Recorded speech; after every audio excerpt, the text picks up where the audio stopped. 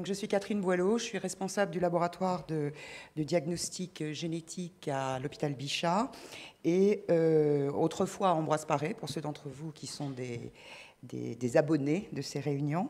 Et je vais vous parler aujourd'hui, je vais vous refaire un point sur l'analyse en génétique moléculaire, puisque vous êtes les uns et les autres régulièrement, ou tout du moins au décours d'une consultation, on vous propose de compléter l'analyse,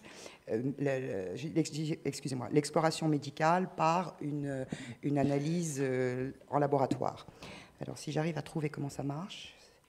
Parfait. Donc, l'aorte, maintenant, vous connaissez tout ce tuyau. Moi, en tant que biologiste, je vous montre un petit peu à quoi ça ressemble pour nous. C'est-à-dire qu'on va regarder de très près l'aorte, la paroi de l'aorte, et dans cette paroi de l'aorte, il y a ces fibres élastiques. Et quand on les regarde d'encore plus près, dans ce qu'on appelle la microscopie électronique, ces fibres élastiques qui ressemblent à des élastiques ici, qui sont pas tendus, vont avoir cet aspect-là. En fait, l'élastine est là, c'est cette grande flaque blanche. Et ce que vous voyez autour, c'est une structure qui sert en quelque sorte de filet pour maintenir l'élastine, je dirais, l'empêcher de trop s'étirer et donc de revenir à sa position initiale. Ce qui explique l'élasticité de l'aorte. Et cette structure qui est autour donc, de la flaque qui apparaît ici d'élastine s'appelle le réseau microfibrillaire. Et quand on le regarde à encore plus gros grossissement et de façon très purifiée, on a cet aspect en collier de perles. Alors, qu'est-ce que c'est que ce réseau microfibrillaire? Eh bien, c'est plus ni moins, excusez-moi, voilà, je vais y arriver, qu'un polymère d'une molécule qui s'appelle la fibrilline. Donc, voici les polymères assemblés, voici un monomère de fibrilline. Et cette fibrilline, elle est codée par un gène qui est dans notre organisme en 2 copies, qui s'appelle le gène FBN1. Et quand on vous propose un diagnostic moléculaire, ce qu'on vous propose, en fait, c'est d'aller rechercher quelle est l'anomalie qui, dans ce gène, provoque une anomalie de ce monomère, qui du coup va provoquer une anomalie du polymère, donc anomalie du réseau microfibrillaire, et donc si je remonte encore, anomalie de la fonction de la fibre élastique. Alors ça, sont les mutations quand on cherche une mutation dans la fibrilline. Tout ce que je vous raconte aujourd'hui est aussi vrai pour les formes du syndrome de Marfan liées aux gènes des récepteurs du TGF-bêta et autres gènes au fur et à mesure qu'on les découvre. Donc, le diagnostic, quelle va en être la première indication majoritaire, et on commencera toujours la démarche comme ça, c'est-à-dire, voilà, je vais y arriver, ça consiste en fait à proposer à quelqu'un qui on appelle le proposant, c'est-à-dire c'est la première personne dans la famille qui vient en consultation et chez qui on va faire le premier diagnostic de Marfan dans une famille. C'est ce qu'on appelle le proposant, le cas index, le probant. On trouve ces noms-là dans le jargon biologique. Donc c'est la première personne chez laquelle on fait le diagnostic. Et ce proposant, en fait, donc, on va, lors du décours de la consultation multidisciplinaire ou même dans d'autres contextes, finalement, proposer de faire cette étude moléculaire pour soit aider au diagnostic, soit confirmer le diagnostic. Alors, qu'est-ce qu'on fait à ce moment-là ? Il y a d'abord une première chose, c'est qu'il va y avoir au décours de la consultation dans laquelle le prélèvement va être fait et la prescription va être faite, il va y avoir toute une étape d'information. Cette information, elle vous est apportée par un spécialiste qui est soit un généticien, soit un des médecins d'une des consultations multidisciplinaires. Et le but de l'information, c'est de vous expliquer qu'est-ce que la maladie, bien sûr, comment elle se transmet, une chance sur 2 ou une mauvaise chance sur 2, mais il y a un risque, disons, sur 2 à chaque enfant, et de vous dire qu'au point de vue moléculaire, on connaît maintenant les mutations dans un certain nombre de gènes, qu'on peut les rechercher et qu'il serait bon de les rechercher chez vous. Donc, ensuite, il y a un dialogue donc, qui s'installe et si le proposant accepte que le test soit fait, il va falloir recueillir ce consentement éclairé, dit éclairé, puisque la personne a été informée, et on doit attester le recueil du consentement par la signature d'un document. Alors le document, au fur et à mesure des années et au fur et à mesure des contraintes réglementaires, devient de plus en plus écrit en police. D'ici peu, on va l'écrire en police 2, j'ai peur, si on veut que ça tienne sur une seule page. Mais en fait, globalement, je vous ai mis ici l'exemple d'un consentement que vous avez peut-être vu les uns et les autres si vous êtes venus à Bichat, où en fait, il y a deux parties dans le consentement. Il y a la partie qui concerne la personne qui va accepter qu'on lui fasse la prise de sang et l'analyse, et puis la partie qui concerne le médecin. La partie qui concerne donc le patient lui-même, en fait, il dit « je sous-signé », donne son nom, atteste avoir bien reçu un certain nombre d'informations, et puis j'accepte que le prélèvement soit fait et que l'étude soit faite, et je signe. Et en dessous, le médecin, lui, signe pour attester qu'il a apporté toute cette information. Et ce document, il est fait en 3 exemplaires. Un exemplaire pour le proposant, et ça, il reste en sa possession, un exemplaire pour son dossier médical clinique et un exemplaire qui doit accompagner le prélèvement au laboratoire. Si le laboratoire ne reçoit pas ce document, il ne fera pas, il n'est pas autorisé à faire l'analyse.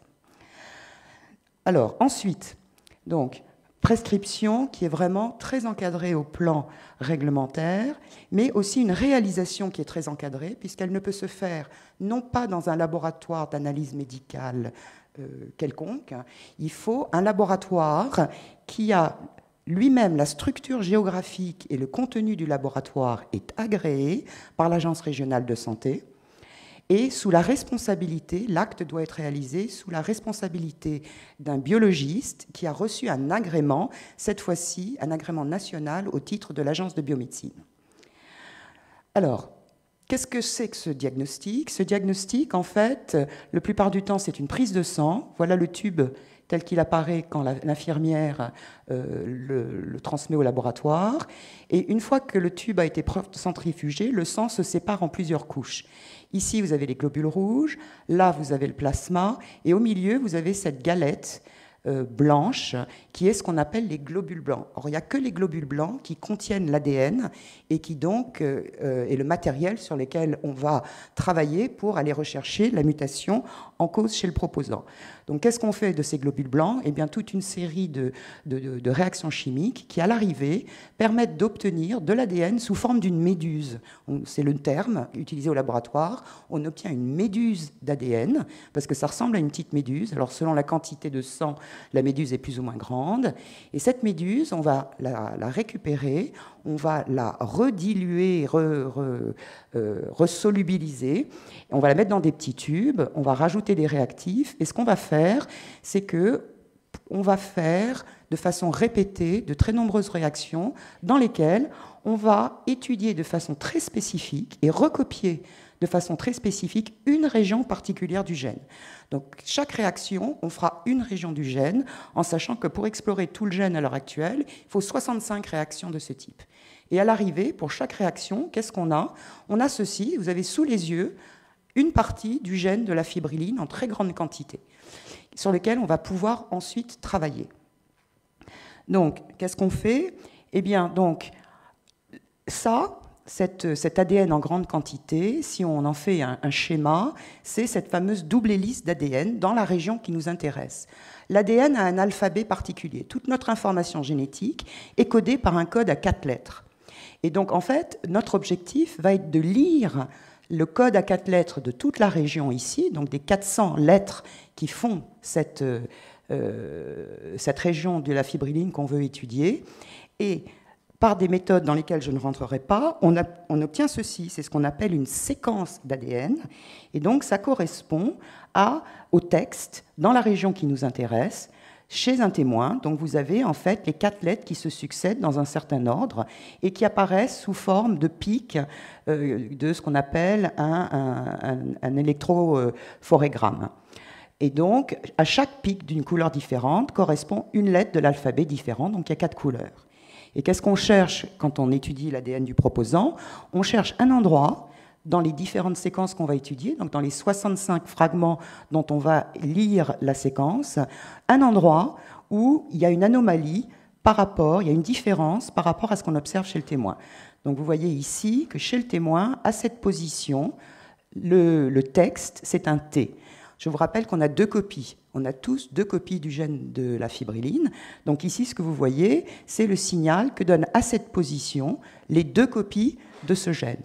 Chez un sujet, un proposant qui a un Marfan, il a une mutation qui apparaît ici. Alors, ce qu'on voit ici, ce sont les 2 copies. La copie qui n'a pas d'anomalie de la séquence et qui donc a bel et bien un T, c'est le T qu'on attend à cette position, et puis la copie qui a la mutation, qui au lieu d'avoir un T à cette position, a un C à cette position. Donc vous voyez que par cette méthode, on a lu le texte qui était contenu dans l'ADN et on connaît la correspondance de l'alphabet de l'ADN avec l'alphabet des protéines. Et donc, on en déduit quelle est l'anomalie qu'il va y avoir sur la protéine. Alors, méthode très manuelle, les années ont passé. Les années ont passé et les méthodes se sont améliorées et les méthodes se sont robotisées. Donc, on travaille rarement sous cette forme-là. On va travailler de plus en plus avec des robots. Ceci, c'est le nouveau robot qui est arrivé au laboratoire avec nous en début d'année à Bichat, qui va nous permettre de faire de très nombreuses extractions très rapidement. Ensuite, au lieu de travailler dans des microtubes, on va travailler dans des grandes plaques, comme ça, qui permettent d'étudier 94 réactions simultanément. On accumule les plaques, et ces plaques, on les passe dans un séquenceur, c'est-à-dire un automate, qui est capable de lire cette séquence.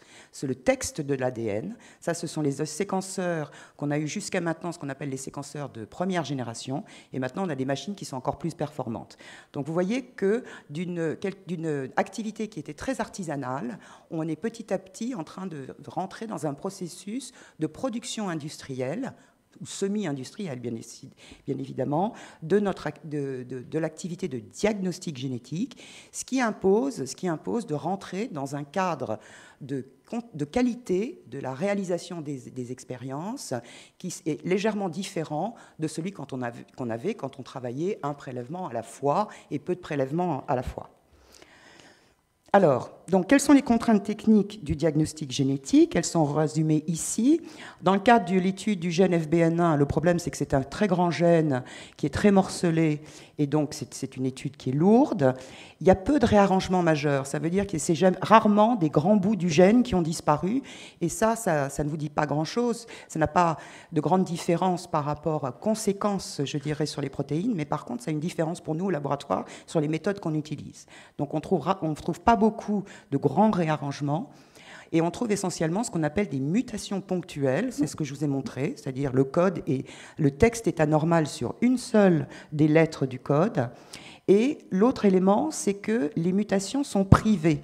Ça veut dire quoi? Ça veut dire que, grosso modo, il n'y a pas une mutation que partageraient 90% des Marfans, non, chaque famille grosso modo, a sa mutation.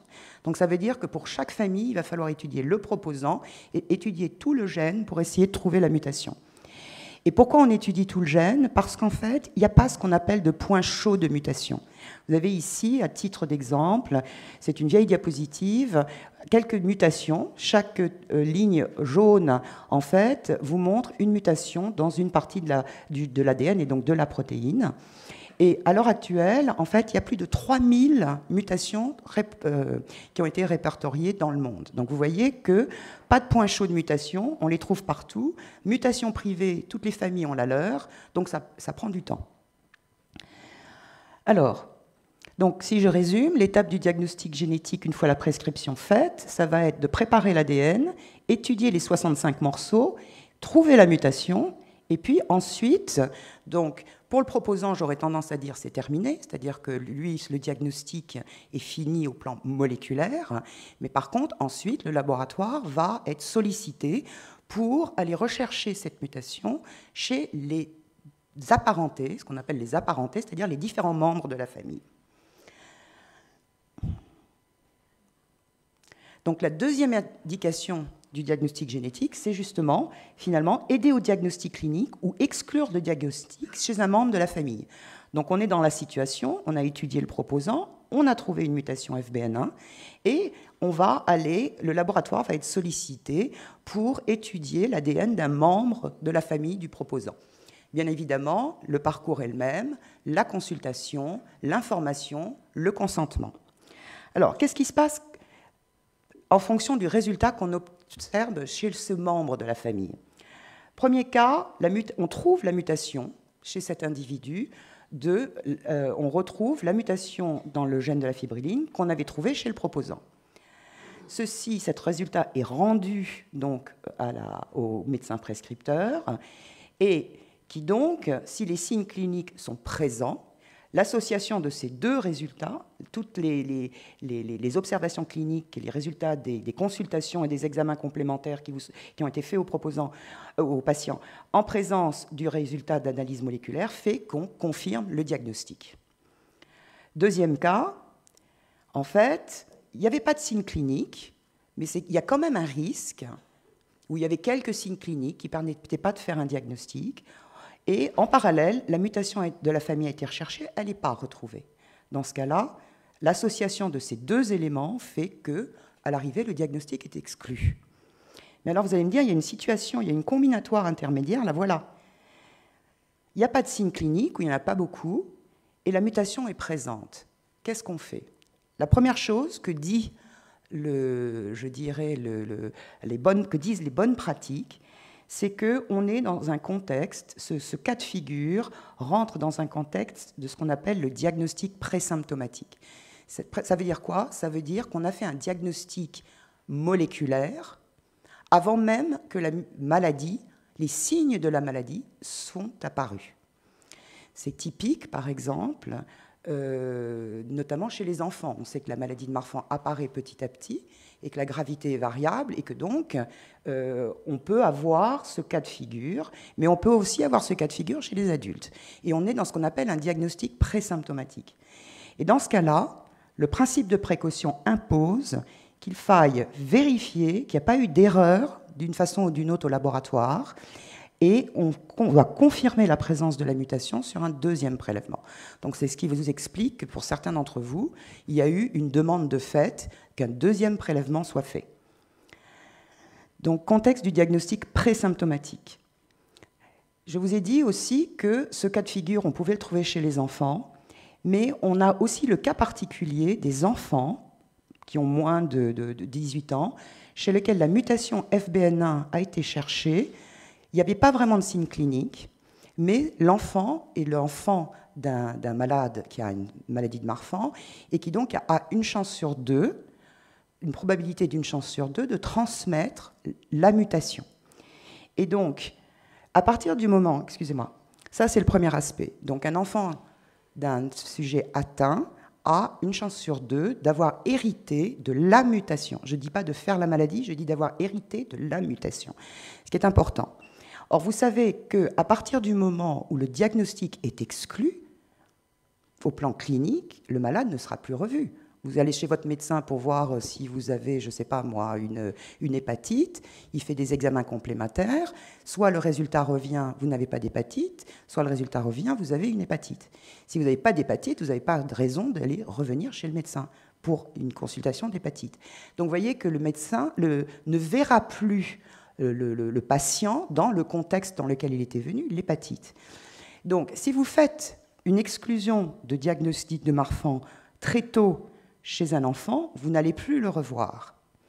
Et donc, dans les enfants des sujets à risque, chez lesquels et qui ont moins de 18 ans, chez lesquels les signes cliniques n'ont pas été retrouvés, et le laboratoire n'a pas retrouvé la mutation FBN1, on applique là aussi le principe de précaution du diagnostic présymptomatique. Pourquoi? Parce que si on affirme qu'un individu n'est pas porteur de la maladie de Marfan, il ne sera plus suivi. D'où le principe de précaution. Et donc, deuxième prélèvement. Donc, en résumé, je pense, de ce que je vous ai dit, donc le diagnostic génétique, c'est d'abord un contexte réglementaire, non seulement pour la prescription, mais aussi pour la réalisation, qui est extrêmement contraint. Les indications de l'étude du gène. La première majeure, c'est d'aider au diagnostic ou de confirmer le diagnostic chez le proposant. C'est la première étape indispensable, quoi qu'il arrive. Ensuite, aider au diagnostic clinique ou exclure le diagnostic clinique chez un membre de la famille du proposant en connaissant les situations intermédiaires de diagnostic présymptomatique et de principe de précaution. Et puis, bien évidemment, la troisième indication du rôle du laboratoire, c'est le diagnostic prénatal. Et alors, comme là, je suis très efficace en communication, je vous invite tous aux ateliers de génétique cet après-midi. Et je vous remercie.